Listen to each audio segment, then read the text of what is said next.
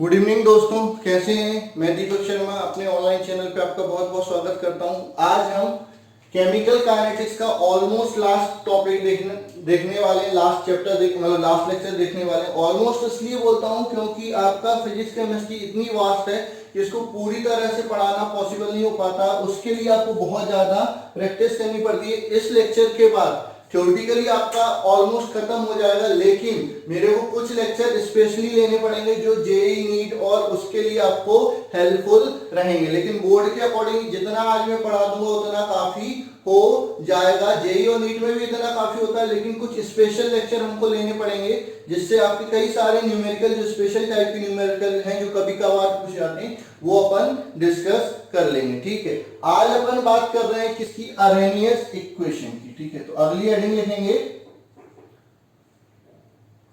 Arrhenius equation. Arrhenius equation अगली heading लिखेंगे आपकी अरहेनियस इक्वेशन। ठीक है, तो अरहेनियस ने क्या बोला था, एक इक्वेशन दी थी। Arrhenius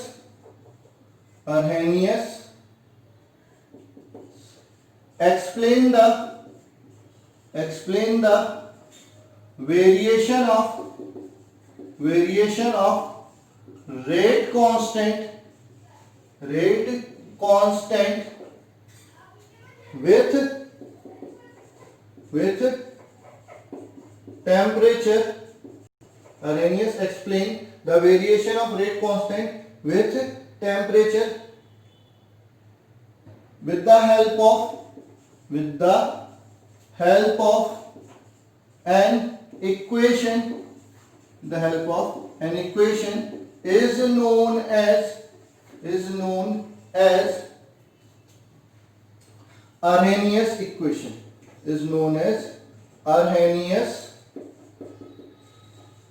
equation. ठीक है, तो आपका क्या था, अरेनियस एक साइंटिस्ट थे जिन्होंने क्या बताया था, वेरिएशन ऑफ रेट कांस्टेंट बताया था। किसके साथ, टेम्परेचर के साथ। तो उसके लिए उन्होंने एक इक्वेशन दी थी जिसको अपन क्या बोलते हैं, अरेनियस इक्वेशन बोलते हैं। ठीक है, तो K बराबर उन्होंने बोला था K बराबर A e to the power minus EA upon RT। अगर एक मोल गैस के लिए बात कर रहे हैं या एक मोल के लिए बात कर रहे हैं तो RT, अगर एक एटम या एक मॉलिक्यूल के लिए बात करते हैं तो क्या हो जाता है आपका, R की जगह K आ जाता है, बोल्ट्जमैन कांस्टेंट आ जाता है। ठीक है, where K is rate constant. ठीक है, A इज अरहेनियस फैक्टर। ठीक है, EA is activation energy, R is universal gas constant और T is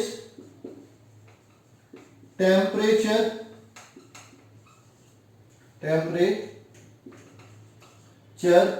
in kelvin.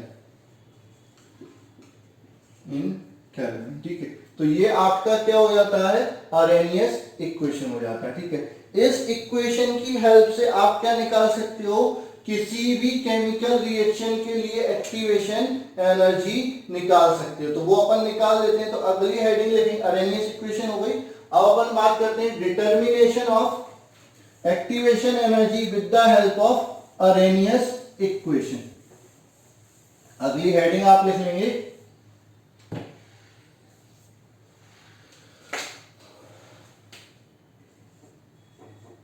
Determination of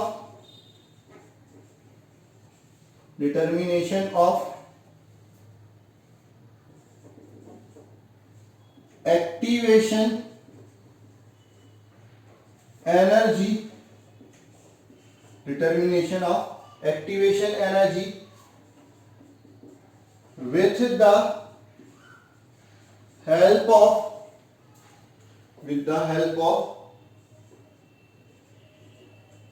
Arrhenius equation, ठीक है। तो अरेनियस इक्वेशन से आपको क्या निकालनी है, एक्टिवेशन एनर्जी निकालनी है। तो दो तरीके से निकाल सकते हो, अलग अलग टेम्परेचर पे रेट कांस्टेंट की हेल्प से निकाल सकते हो और एक ग्राफ से निकाल सकते हो, ग्राफिकल वेरिएशन कर सकते हो किसका, logarithmic of rate constant with temperature. चलो अपन बात कर लेते हैं पहले, क्या आएगा, by Arrhenius equation, by Arrhenius equation क्या हो जाएगा, k बराबर a e to the power minus E A upon R T, take natural log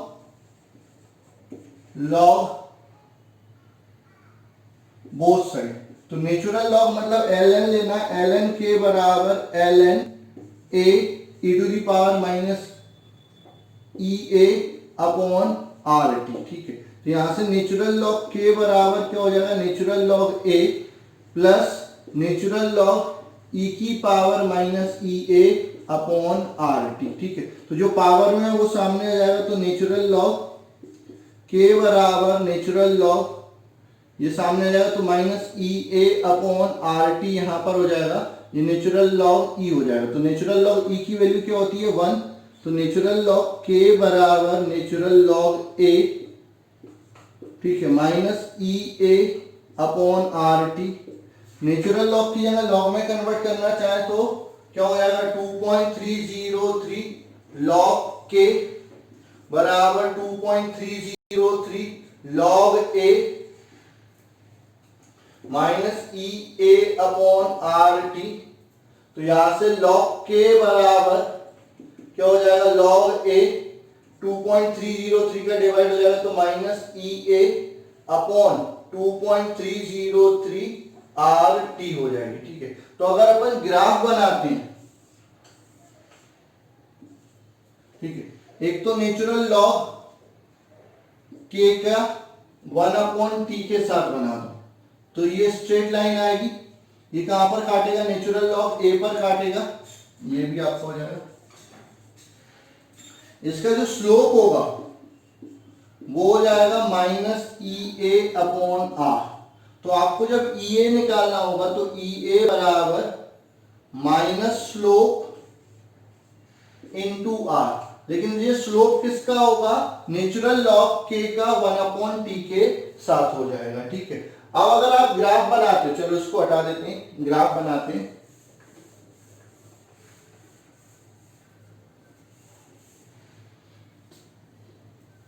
अगर ग्राफ बनाते हैं किसका, लॉग के का 1 अपॉन टी के साथ, तो वो भी ग्राफ कुछ इस तरह से ही आएगा। यहां काटेगा कहां, लॉग ए पर काटेगा, कंसंट्रेशन नहीं है, सॉरी, लॉग ए है, ए क्या है, अरेनियस फैक्टर होता है। इसका जो स्लोप होगा वो क्या हो जाएगा, minus E A upon 2.303 R हो जाएगा, ठीक है। तो आपका ई ए बराबर क्या हो जाएगा, minus of 2.303 R into slope. तो ये आपको दिया जाएगा, इससे आप क्या निकाल सकते हैं, एक्टिवेशन एनर्जी निकाल सकते हैं। कई बार क्वेश्चन में ये दिया जाता है कि इसका स्लोप दे देते हैं और एक्टिवेशन एनर्जी पूछ लेते हैं। अच्छा, आर की जो वैल्यू होगी, आर की यहां पर वैल्यू क्या हो जाएगी, आर बराबर हो जाएगा 8.314 जूल पर मोल पर कैलोरी, ठीक है। ये आपकी आर की वैल्यू हो जाएगी, ठीक है। तो ये हो गया determination of activation energy with Arrhenius equation, ठीक है। लेकिन ये ग्राफिकल मेथड से हुआ है, ठीक है। अब एक और मेथड होता है जिसमें दो अलग अलग टेम्परेचर पे आपको रेट कांस्टेंट दे देते हैं, दो अलग अलग टेम्परेचर पे आपको क्या दे देते हैं, रेट कांस्टेंट दे देते हैं, और आपसे क्या पूछ लेते हैं, एक्टिवेशन एनर्जी पूछ लेते हैं, ठीक है। अगली हेडिंग लिखेंगे, determination of activation energy if rate constant at temperature T1 and T2 are K1 and K2। ठीक है, यानी आपका दो टेम्परेचर दिए T1 और T2, उस पर रेट कांस्टेंट कितने हैं, K1 एंड K2 है। तो आपको क्या निकालना है, एक्टिवेशन एनर्जी निकालना है। ठीक है, बाय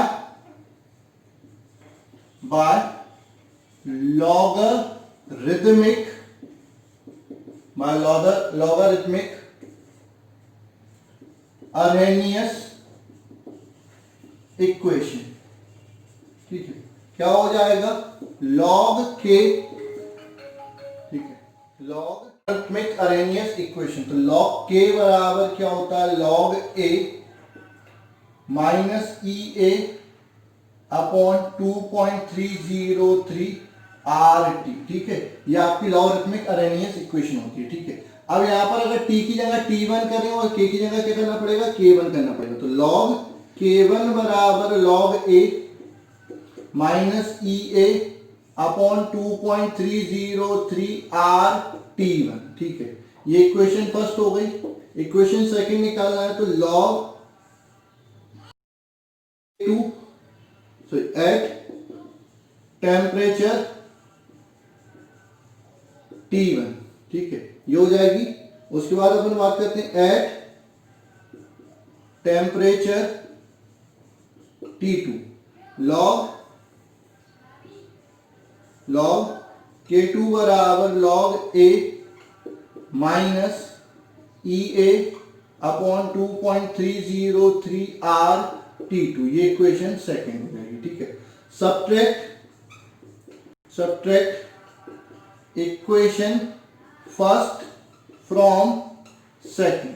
ठीक है, सेकंड में से subtract equation first from second, second में से फर्स्ट को माइनस कर दो, तो क्या हो जाएगा, log K2 minus log K1 बराबर log A minus E A upon 2.303 R T2 minus log A, minus minus plus हो जाएगा, ई ए अपॉन 2.303 आर T1। ठीक है, तो ये क्या हो जाएगा, यहां पर log की प्रॉपर्टी लगाता हूं, तो log log m minus log n, तो क्या होता है, log m अपॉन n। तो K2 अपॉन K1 बराबर, इससे ये कैंसिल हो जाएगा, केवल ये बचेंगे। तो प्लस वाले को पहले लिख देता हूं, E A upon 2.303 R T1 minus E A upon 2.303 are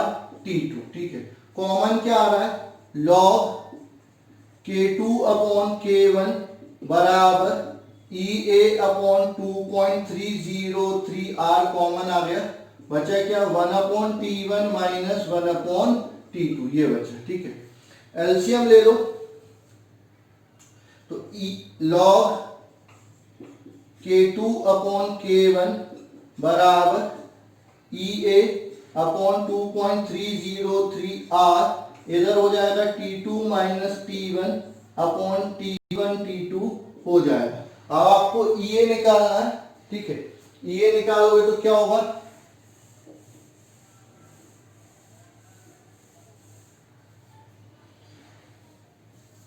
EA बराबर 2.303 आर। ठीक है,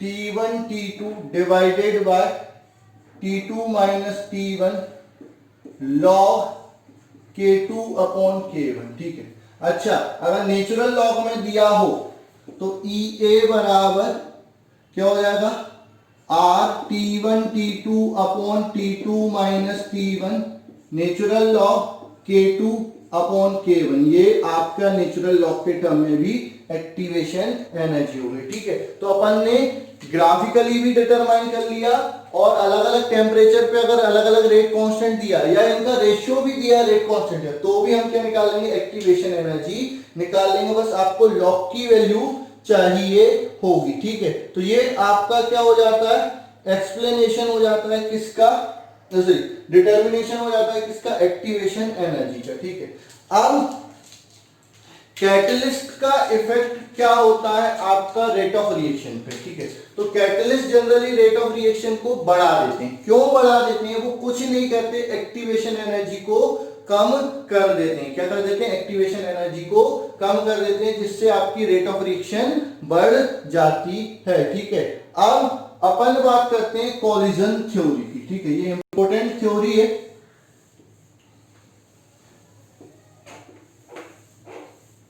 collision theory,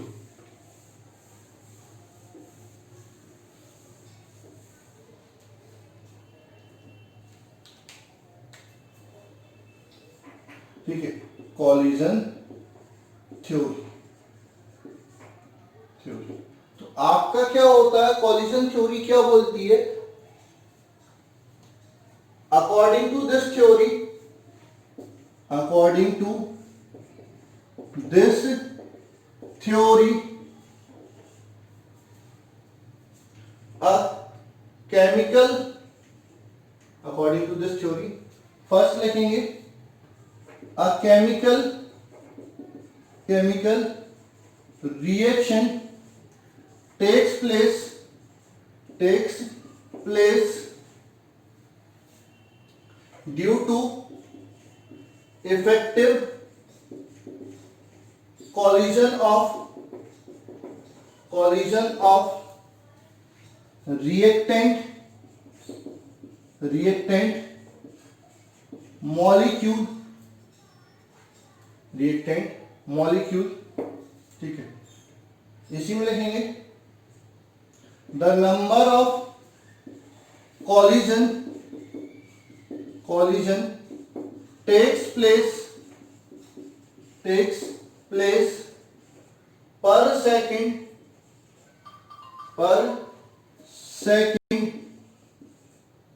is known as collision frequency, ठीक है। collision frequency at room temperature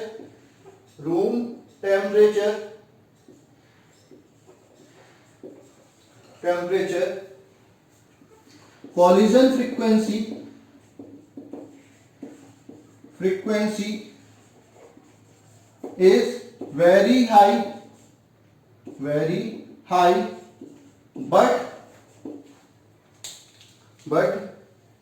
all collision do not considered as effective collision, ठीक है।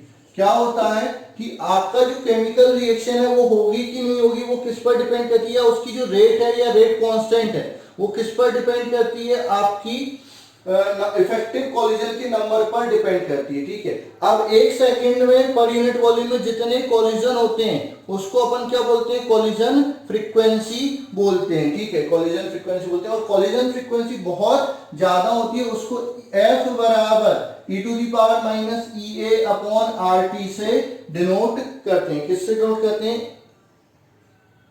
इससे denote करते हैं। ये कॉलिजन होती है, लेकिन ये जो कॉलिजन है ये सारी की सारी आपकी प्रोडक्ट में कन्वर्ट नहीं होंगी। अगर प्रोडक्ट में कन्वर्ट होती तो कुछ ही सेकंड में आपकी रिएक्शन कंप्लीट हो जाती। इनमें से कुछ ही रिएक्शन क्या होंगी, कुछ ही कॉलिजन क्या होंगी? इफेक्टिव होंगी, ठीक है। सेकंड आएगा फोर इफेक्टिव कॉलिजन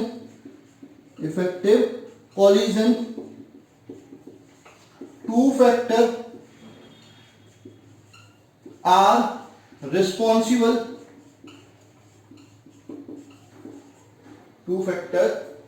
responsible, ठीक है। फर्स्ट, एनर्जी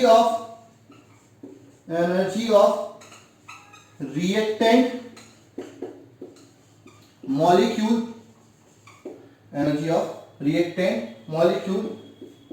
ठीक है। Four effective collision,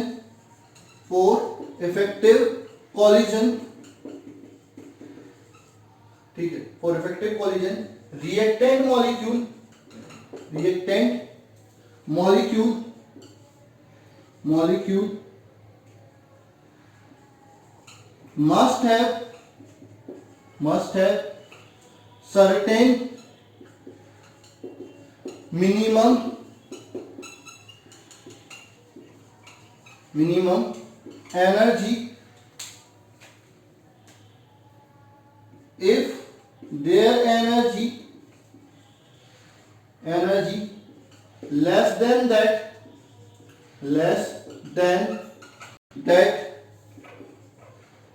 then collision do not considered as effective collision.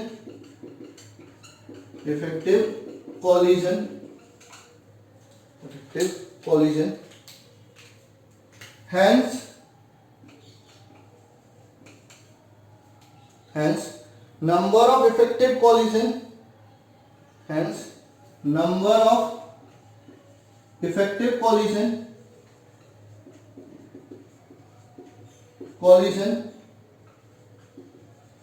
or rate is given by R बराबर Z e to the power minus EA upon RT. ठीक है,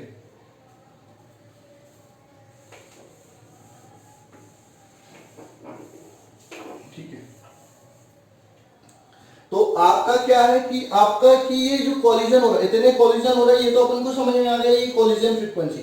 अब इतने collision में से कितने कॉलिजन इफेक्टिव हैं, वो किन किन चीजों पर डिपेंड करते हैं, तो वो दो चीजों पर डिपेंड कर रहे हैं। पहला चीज आपने बताई एनर्जी, तो आपका जो मॉलिक्यूल एक दूसरे से टकरा रहे हैं उनकी एक सर्टेन मिनिमम एनर्जी होनी चाहिए, उससे अगर कम एनर्जी हुई तो आप कॉलिजन को इफेक्टिव कॉलिजन नहीं मान सकते, यानी आपके रिएक्टेंट प्रोडक्ट में कन्वर्ट नहीं होंगे। अगर उससे ज्यादा एनर्जी होती है तो रिएक्टेंट प्रोडक्ट में कन्वर्ट हो सकते होंगे, ये नहीं बोलो, हो सकते हैं। ठीक है, तो उसके लिए आपका रेट जो होगा वो इतना हो जाएगा, या रेट कांस्टेंट इतना हो जाएगा, where Z is factor which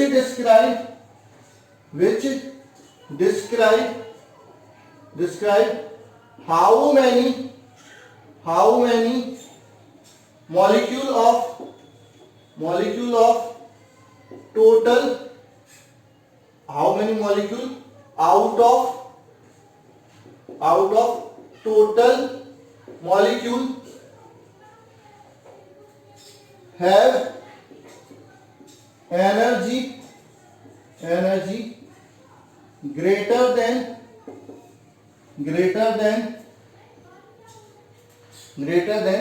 threshold energy, मतलब कितने मॉलिक्यूल की एनर्जी थ्रीशोल्ड एनर्जी से ज्यादा होता है। सेकंड जो फैक्टर है जो आपके लिए रिस्पॉन्सिबल है, किसके लिए, आपके इफेक्टिव कॉलिजन के लिए, orientation factor.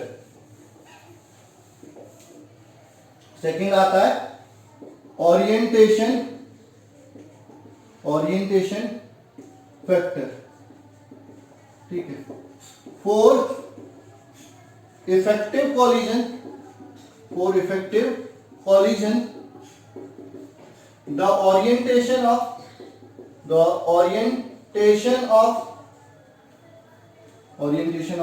molecule should be in proper direction unless reactant molecule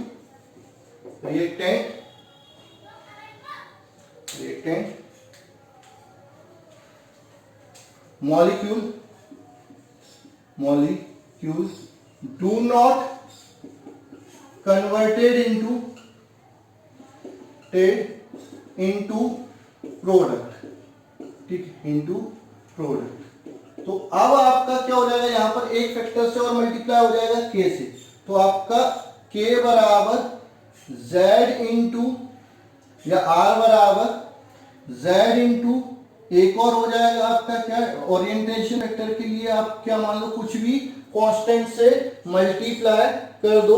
ठीक है, तो p से मल्टीप्लाई कर रहा हूं तो z इंटू p, ये p क्या बता रहा है, ओरिएंटेशन की कितने मॉलिक्यूल जिनकी एनर्जी ये Z into E to the power minus A upon R T, ये तो वो नंबर ऑफ मॉलिक्यूल होगा जिनकी एनर्जी थ्रेशोल्ड एनर्जी से ज्यादा है। ये P फैक्टर बता रहा है कि उनमें से कितने मॉलिक्यूल का ओरिएंटेशन प्रॉपर है। तो फाइनलाइज ये दोनों को मिला के क्या बन जाता है, A बन जाता है e to the power minus A upon R T हो जाता है। ये आपकी कॉलिजन थ्योरी हो जाती है। ठीक है, तो आपका जो रेट ऑफ रिएक्शन होता है वो नंबर ऑफ कॉलिजन पे डिपेंड करता है या number of effective collision. Number of effective collision दो चीजों पर डिपेंड करती है, एक आपकी एनर्जी थ्रेशोल्ड एनर्जी से ज्यादा होनी चाहिए, दूसरा आपका क्या होना चाहिए, प्रॉपर ओरिएंटेशन में। मतलब जैसे समझो अगर ऐसा और ऐसा टकरा रहा है तो प्रोडक्ट बन रहा है। अगर ये मतलब जैसे ये आपको मॉलिक्यूल है, ये दूसरा है, अगर ये ऐसे टकरा है, ठीक है, इस तरह से तो प्रोडक्ट बन जाएगा। लेकिन अगर ये ऐसे टकरा है तो प्रोडक्ट नहीं बनेगा। तो किस डायरेक्शन में उनकी ओवरलैपिंग हो रही है या किस ओरिएंटेशन में उनका कॉलिजन हो रहा है कि प्रोडक्ट बनेगा कि नहीं बनेगा, इसको अपन क्या बोलते हैं, कॉलिजन थ्योरी बोलते हैं। अब लिमिटेशन ऑफ कॉलिजन थ्योरी। ठीक है, तो